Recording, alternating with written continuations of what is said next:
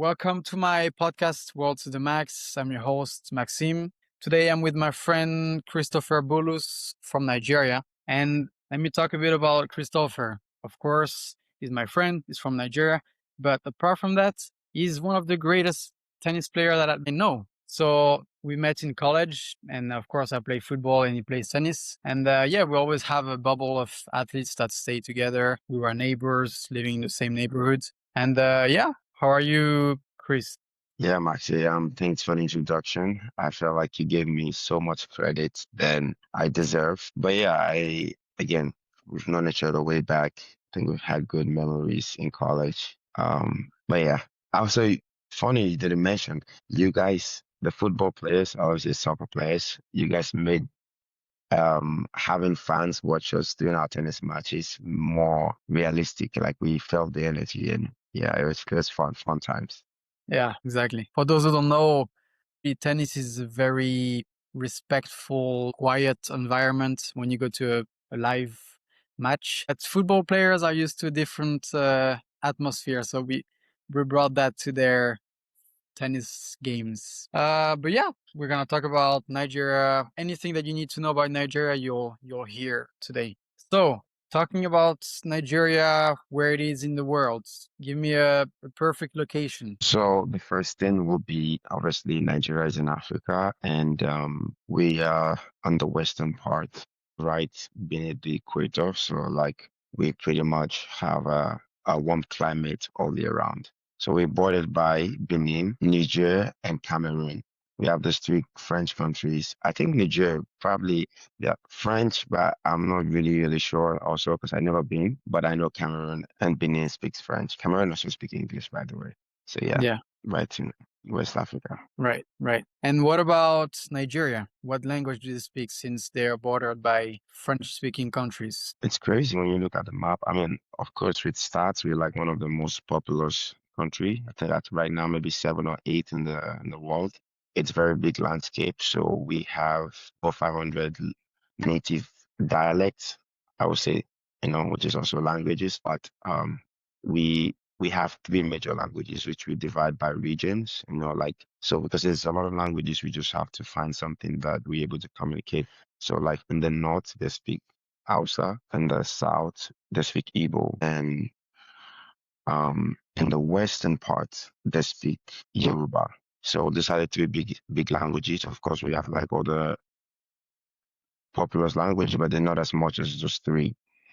And then like generally, like if everybody in Nigeria will speak, there's something called Pidgin English. It's a form of English, but a little bit broken. And if you go to school, then you learn English. English is the official language because we were colonized by Great Britain, Pretty, Right. pretty, pretty big for a country. Yeah, I mean it's crazy. There's so many different languages in Nigeria, so you're gonna see a complete different person, but it's still from the same country. They have different dialects, different languages. I mean, of course, the correct me if I'm wrong, but everybody in Nigeria speaks English in a way. Yeah, let's say, I mean, right now it's better, it's improved for sure. Of course, like we got our independence in 1960, so you only can speak English if you go to school, you know. And now education is big, of course. So I wouldn't say everybody, but I would say around 75, 80% speak Right, English. right, right, right. Is the It's- and yeah, you mentioned that Nigeria was a English colony. So, do you see a bit of the English culture in Nigeria, or on the other side, do a lot of Nigerians travel to Nigeria to move? So yeah, honestly, the crazy part, like in the past, like Nigeria can go to England like visa free, like so there was a lot of Nigerians that go there for school, for everything, and then they come back. I am most of our high politicians obviously have a master's or some education in England. Me personally, I cannot tell between English culture because I never been to England. I hope to go there someday, but I will say that yes, there's a lot of similarities because we have a lot of people. It's a 7 hour flight, so people go there and always come back and share the knowledge, share the culture, um, also the way we speak. Very, very smooth. Right, right. Okay. Well, we talked about where Nigeria is in the world. You talked about the equator. How does that affect the weather? How is the weather like? So I live in New York right now, like I was just telling you, and it's freezing. But yeah, for us, pretty much we have like two seasons. We have um we have the rainy season and then the dry season. So pretty much it can rain for like a couple days in the month, and then we have months where like it's just dry, you know, like less rain and then but at the end of the day, I think the average, let's say, let me use average weather in a year will be around like 75. So pretty much we have like one climate. I mean, get some months where like it's hot, and in December it's the coolest. December can get to like 70, 65. This is me using Fahrenheit because I have no idea what Celsius is. But in Celsius, you can tell me like 75, 75 Yeah, will be what? probably 20, 25 20. degrees. Yeah, yeah, yeah. It's crazy because we use Celsius in Nigeria. I told you that we use Celsius in Nigeria, and I should learn, but I'm just ignoring. Yeah, I mean, exactly. You were telling me that in Nigeria, you don't even care about the weather because you expect it to be the same every day in a way. You don't doesn't really affect the way you dress. Like at all. The only, like I said, if it rains, okay, maybe you need an umbrella. Maybe sometimes, of course, a lot of the time, people get caught up with the rain, because it's just unprepared, because sometimes it says it might rain and it doesn't rain, all this kind of thing. So you can't be walking with an umbrella all day hoping that it rains. So pretty much like our outfit is always the same. Like you wake up and you don't even think of, oh, I gotta check the weather to know how warm or how cold I should dress. It's just one thing I love about it. And then compared to when I came to the States, you have to. You wake up at 7, 6, you have to, okay, what degree is it right now? Should I put on gloves? Should I wear beanies? What is it? What's happening today? Yeah, it's interesting to see. Yeah, yeah, exactly. I mean, in a way, well, you have good and bad in each situation. I guess I'm sure you get bored of the same weather sometime, but you also don't enjoy a very cold and rainy. So, one thing that people want to know about every country, I would say, is to learn about their food. So, tell me about Nigerian food. What place does it have in the African continent and also in the world? What do you think about it if you had to rank it? The African continent. Oh man. Honestly, when you say African continent, it makes my job much more easier. I will give it one. I will give it one. When if you say world now, maybe I would be like, okay, it could be top 5, top 10, that kind of thing.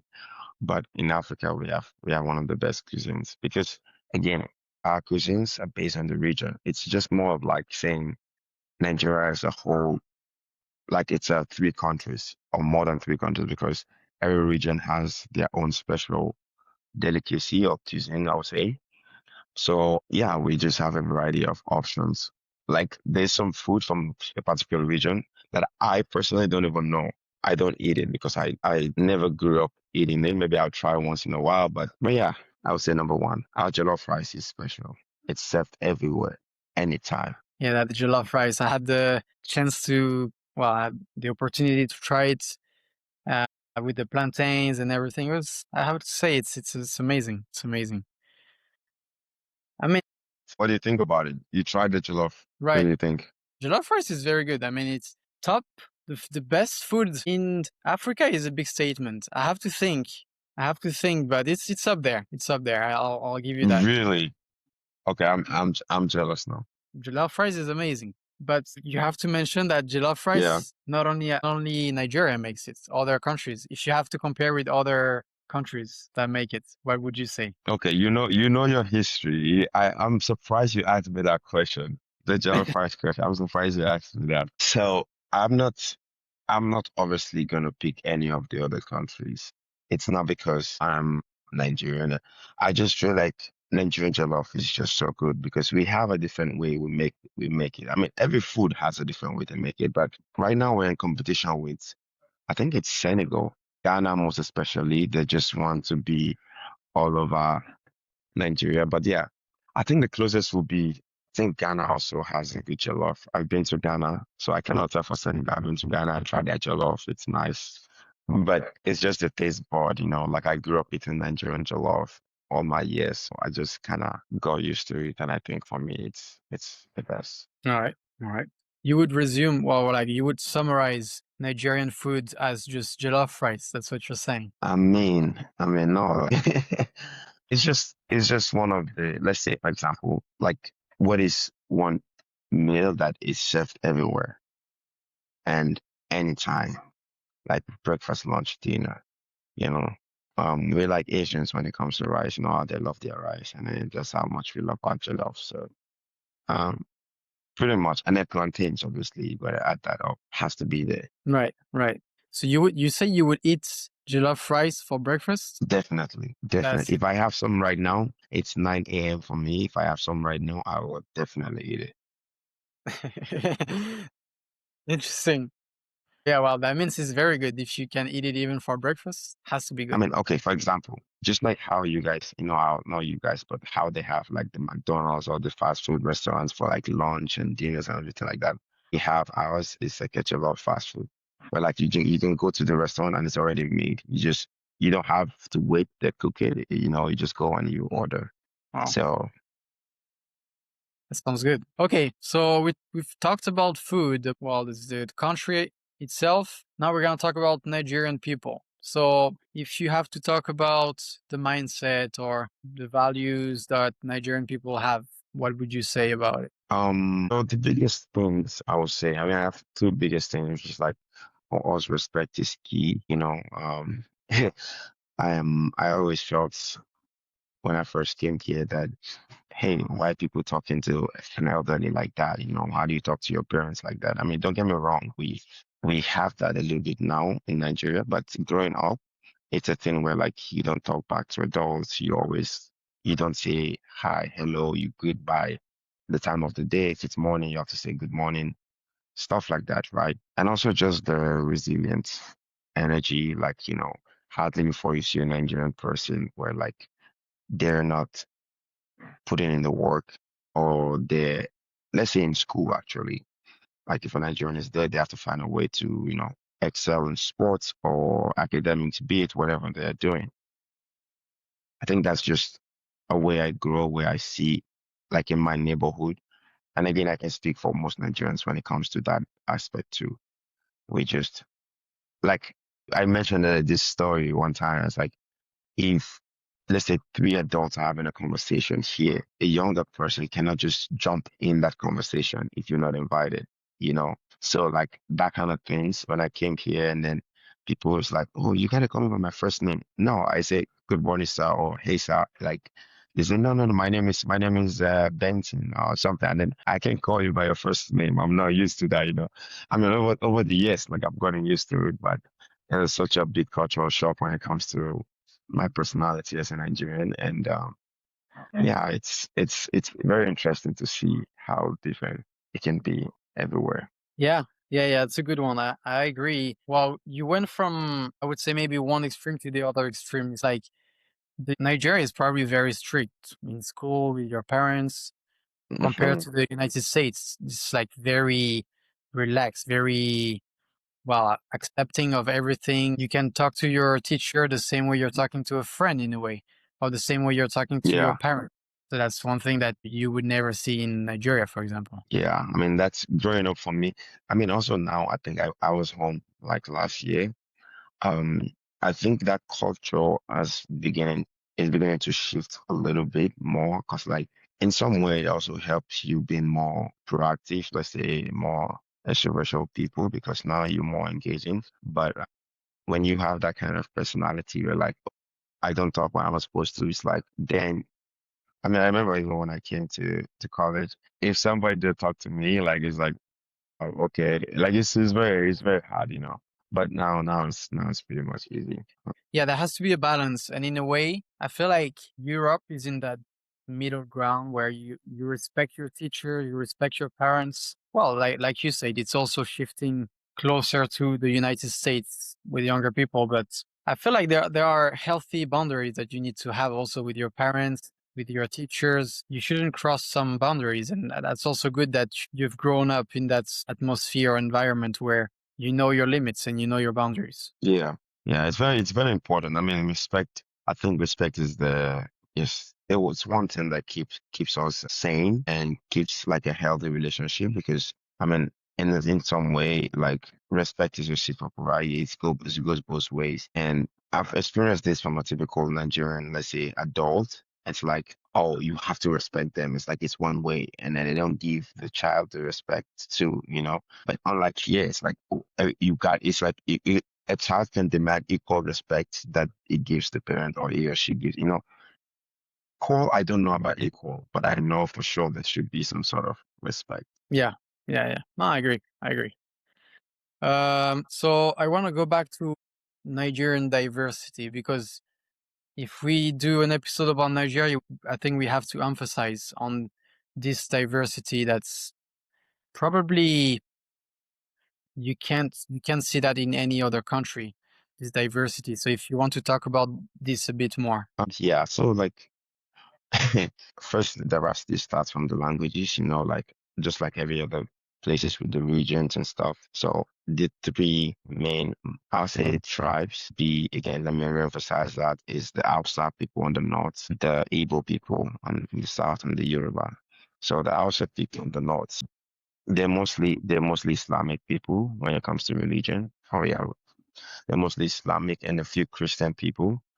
And the southern people are more Christian, you know, and then the west, of course, we have the Yoruba people that can be either Christian or, you know, Muslim. And for us, like, this is the most interesting part. We don't have some anything called like racism, you know. But at the end of the day, like we do favor people by like where they're from and, you know, by the names, which is insane because you could have a guy from the south looking for a job, a guy from the south and the north looking for a job, unless if the boss is from the north. I tell you, the boss is most likely to give the guy from the north if they both matches the same qualification. You know what I mean? Like, oh, we have the same. But then now it comes down to what differentiate you guys. And it's going to be, you know, okay, this guy's I mean, it happens a lot. I'm not saying it doesn't change, but we just have different way we speak, different names, and actually also different personality in terms of like how we interact with people. Some are more outgoing, some are more reserved. And yeah, I'm from the north, by the way, so I don't even know. I'm from the north, but I grew up in the west. So I would say I have both. Um, but yeah, I can't tell unless somebody tell me the kind of personality that I have. Right. Okay. Yeah, I mean, I still can't figure that out, but You know, even with the look, right? So we all have also a little bit different look. Like you can tell a northern and a Muslim also the way they look. It's crazy. So like there's too many factors. right, right.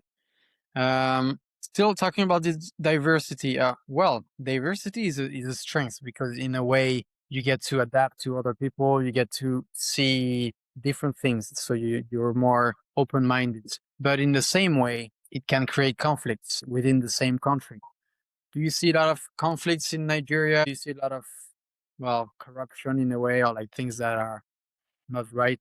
I tell you a very interesting fact. Out of the last, I would say, let me just say 10 presidents of Nigeria. The North has held power for like maybe 6 or 7 times. It tells you a little bit of like, you know, who controls the government. Hmm. This is fun because the Northerners are more most Islamic, which is still is fine for me. They get to marry more than one wife, which means they get to have more babies, which means they get to have more votes. You know, all this is put into factors. So yeah, people from the south, now you're from the south and the west will so on are Christian with like one wife and few kids, and they just feel like, you know, there's not it's you know, and then they have this little conflict with natural resources, especially when we have oil and the oil, big part of like Nigerian resources, and it's in the south. So like there's all this like the north has the power, the south has the resources. So yeah, I'm telling you, it's a little bit of conflict. I mean, also in the north, we have this, I don't know, some groups, you know, I won't say terrorize, but like I've been giving the government and the people a little bit of hassle the past couple of years. Even in the news right now, the US has been involved. So Yeah, it's been so many things have been going like in terms of like they want change with the government and how things All are right. going. Okay. Okay. Okay. So yeah, currently not so stable, I would say. Yeah. So there's a lot of Nigerians like trying to travel out. Also, if you notice now, I mean for us the visa restrictions have become more getting a visa now to travel out has become very hard. Because a lot of Nigerians wants to leave, you know, then they can health. So well, think if you have to tell me a few things that as a Nigerian person you carry that with you whenever you travel in your personality or the things you do, the mindset. So I always say, because I grew up playing sports, I mean, my brother actually motivated me to play sport. And one thing I've noticed over the years in the US, some people play sports as a recreation, like something, as a hobby. I remember even growing up, yeah, I see the kid, like, the parent put them in like multiple sports, play soccer, play football, play basketball, play this, just so they can just, have fun, find passion in what they love. For me, learning sports was more of like a way to make a name for myself, maybe for my family too, and then obviously for my country because I end up like, playing for the country on so many levels. But I think with that being said, um, s- playing sports in Nigeria is just a whole different ball game. Like you don't quit. There's a lot of pressure from the coaches, from no, I'm gonna say family because me, especially my family wasn't too involved in my sporting career. And so after I became good, and then they were like, okay, you actually can play. But back to your question, I think this sports in general has given me the personality that I needed. One, I come from a Christian family who supports my faith, and that already the foundation was there. And then when I got into sports, I just had to learn how to be hardworking. And again, with tennis, we learn early to respect the opponent, and we're not very violent, like because we're not a contact sport. So I think this kind of evolved around like how I personally see life and yeah, just in general how I interact with people. That's why when a lot of people see me, they're like, "Is this how Nigerians are?" I'm like, "This is how I am." I don't know about other Nigerians. We have some similarities. Not everybody is going to be like me. Um, but yeah, it's just Nigerians are just more about the resilience and hard working. Right, right. I like that what you said about sports because yeah, I mean, I'm sure the relationship you have with your coaches is very different from Nigeria than in the United States. You learn like a work ethic in your country.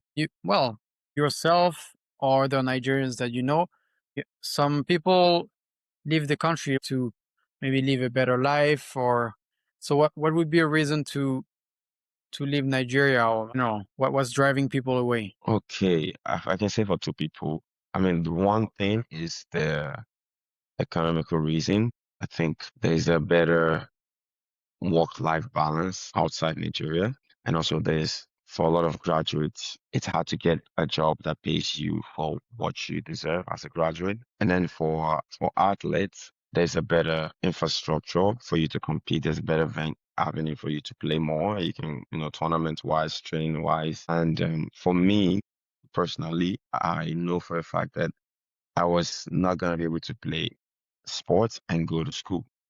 So the US just happened to have that opportunity where like I can play the sport that I love and while also getting a degree at the same time. And to top it off, I get scholarship, to do that. So I mean it's just the perfect location. I mean, you have people going to different countries, but again, for the US, of course, there's just this massive opportunity for you financially, just a way to also, learn a different culture or be more exposed. But yeah, I would say economic reason, financial reason, more I would say knowledge-based reason. Some just go there to get more education and come back to the country and develop, the country, while, others go there for sports. It's better infrastructure. Okay, okay. And on the other side, of course, there are a lot of reasons to stay in the country as well. So I want to talk about the things that make you proud of being Nigerian. So tell me a few things that when you go abroad that are directly associated with Nigeria. Honestly, I think the conservative nature of Nigerians, Nigerians are not more, we're not too liberal. Yeah, we're more Yeah. conservative. So like in terms of like culture, in terms of like, I mean, our way of life, like everything aligned to, if you grew up in Nigeria, you definitely would miss the country once you travel out. For me personally, I love to be in Nigeria. I was there last year, I was there like 3 times or 4 times actually how to like, I don't know, connect in the deeper level. It's like, okay, this is somebody like I spend time. And trust me, I've had friends that are Americans. I've had friends, all over the place. I mean, hell, you're my friend, you're from France. So so it's this kind of thing where like at the end of the day, everybody enjoy where they enjoy. I feel like being in the US or being outside your home country, you have to make friends out of necessity too, because hey, you don't make friends, you're all alone. The real friends is now people who you also grew up with and who you've had real connection with. Makes sense. Makes sense. So talking about Nigeria, one thing that I want to talk about is you say the United States is a huge country, which it is, but Nigeria is also a very big country in Africa, right? Yeah, it is big. Yeah. Isn't it? Isn't In terms of landscape, in yeah, terms of landscape, of course, not the biggest, but again, like I said, I think I said like we're like I think the most populous in Africa. We have yeah, more population than any yeah, country yeah. there. And what I'm expecting you here to speak about Afrobeat because it's probably the biggest culture attribute about Nigeria that everybody talks about. So tell me about Afrobeat or in general music in Nigeria. How big is it in the society? So after our call, I'm gonna go listen to some music to reset because I think I've been talking a lot now. I want somebody to talk to me. I want something to talk to me. So no, I'm just joking. Music is I'm just happy. It's just one of my favorite conversation and it's big for us. I think it's one of the selling point. It's one of the things that keeps up keep globally acclaimed with the world.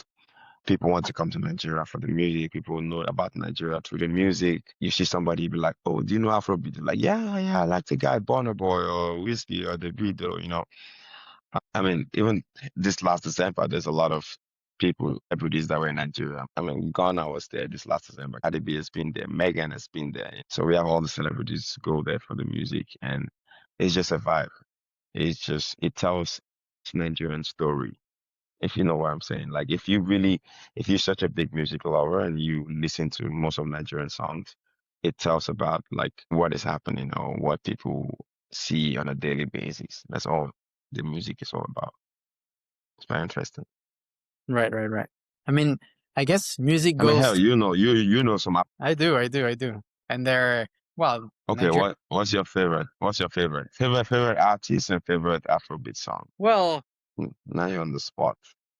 I'm not gonna be original if I say Burna Boy. If I But well, probably one of my favorite song is one of Burna Boy. I think it's what on the low, something like this. Mm, And I was gonna say my favorite artist is maybe Rema. I like Rema. okay, you have to give me a song. Oh, I remember that one. Do maybe. Hey, That's you gotta give it to me. a good one. It's crazy. That song is not like very top top. And it's just not a stage where like where you have like a chef and it's like in between. Like I don't know how you doing that song. Very funny You know song. what? I I love it. think you probably taught me that song. I'm not sure, but maybe there is a possibility. We played it so many times because I think when in West Alabama, that's around the time it came out. Mhm. So yeah, we were playing that song a lot. Yeah, yeah, yeah. Do you see the same power of music as in like dancing? Do you see the like people singing, people dancing? Is it one big thing also in Nigeria dancing? Yeah, everything. I feel like this music and this dance. I think both correlate so well. Like if a Nigerian artist will perform, they're always dancing. Like there's no live performance of a Nigerian artist. Maybe rarely, even if it's like a slow song, they're still like casually like moving like a salsa kind of dance. But yeah, it's music. Oh, there's a song where they usually say that music. It's in Pidgin English, but I'll say it in English. So it's like music doesn't need permission to enter your body. But like if you just listening and then out of nowhere you feel it, nobody tells you when you start like just like feeling the music and just shaking your body, and then I mean that's dance on its own, even if you're sitting down. So yeah, they always correlate. Right. I agree. I agree. I mean, So even you, hell, you can dance, but I mean, I think I don't know about now, but at that time you were like, but hopefully it's better now. Hopefully it's better. I hope. I don't know, man. I don't know. I don't know. I don't have the same genetic, it's not in my genes. Hey, you move one step right, one step left, and then that's it. You're good. Okay, so switching the topic a bit. When you go away, what are some things that you do as Nigerian but you don't really see other countries or other people do? That's a good one. That's a good one. Honestly, I would say nobody exaggerates more than Nigerians. You know, I mean, apart from the fact where like, okay, Nigerians respect more. Let's say we go to a place like we're more like, oh, good morning, how are you? Hope you have a good day. Even though it's like you don't know this person, that's there. But also like if someone is doing something that a Nigerian doesn't like, you know that this is a Nigerian because unless those that try to fake it, it's more of like, hey, even it's like, let's say you said a cross word to me right now. I was like, hey, why'd you say that? Like, oh, that kind it's like a little bit more dramatic, a little bit more. We have I don't know what they call them, but at the end of every sentence, we put like oh or ah, like this exact exclamation kind of for sure it's something that so many people make fun of it. But yeah, it's something that I know. And also Yeah, don't like something we say. that's true. That's true. I noticed that you guys do that sometimes. I guess it makes a random conversation a bit more engaging. Yeah. Okay, very good. On the other side, I want to talk about the different stereotypes that people have about Nigeria. So maybe perceptions of Nigeria. And if you want to talk about each, tell me if you agree with them, with all the Okay. stereotypes. Yeah. I mean, I think it based on regions. I would just say by state. Like I know in the north, it's true. I agree with them. It's not 100% safe. And in Lagos, I would say it's much more safer there. It's much more safer there. But again, honestly, with this stereotype, it's just more of like New York City or Texas. Texas, there's all the school shooting. In New York City, there's the subway shooting or something like that. The crime rate is less, yes, but I think crime is not something that can go away. It's that's why we have laws, right? Laws are set after people commit something. Let's say, somebody break into a house, that's when they set it up like, okay, all these laws didn't just come in place. It happens for a reason. It happened because there is a precedent, right? Something happened while they're setting it up. But yeah, the stereotypes are true. I won't deny. I mean, it's safe, but at the same time, it's not. Just depending on the region. Right, right, right. And then Yeah. and then I think the biggest one would be the scam thing. The Nigerian prince. I already will talk about the Nigerian prince a lot. I think that is so outdated. That is really outdated. It's been in the kind of past for way too long, and it's not true. It's not true. I Okay. mean, at least not anymore. But we didn't speak so much about the different places to visit as a tourist. So tell me, for people that are interested to visit, tell me places. Give me a top five of the best places to visit. Okay, when you say places, I wouldn't give like an exact look, like the name of a place, but I just say the region. I mean, if you like something sea level, like if you want to see the ocean, like ocean view, best to be in Lagos. Lagos have more skyscrapers. Lagos nightlife is way much better than any other place in the country. If you want to go shopping, like business wise, Lagos is the place. If you want to go hiking, see nature, Abuja is the place to be. Some a little bit natural,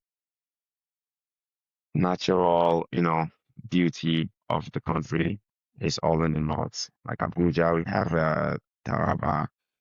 And also, like, if you just want to have good food, you go to the west. Like, you want to be like, okay, I want to try so many cuisines.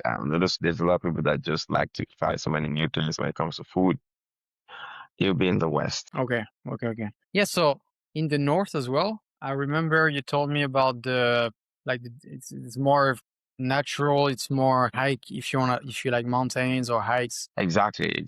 So if you like hiking, like bro, then there's so many mountains. There's so many mountains, and it's very green too. Yeah. Christopher, if you want to look him up first, he's a great tennis player. Probably has some live games on YouTube or on Google. You can look him up. He's a famous tennis player. But yeah, thank you. I think I learned a lot. So I hope people that are watching also learn a lot about Nigeria. And yeah, thank you very much. No, thank you for having me. But yeah, no, it was a pleasure, Max. And hopefully we get to talk more outside of the podcast. Right. That's true. Okay. Thank you very much. Stay tuned for another episode.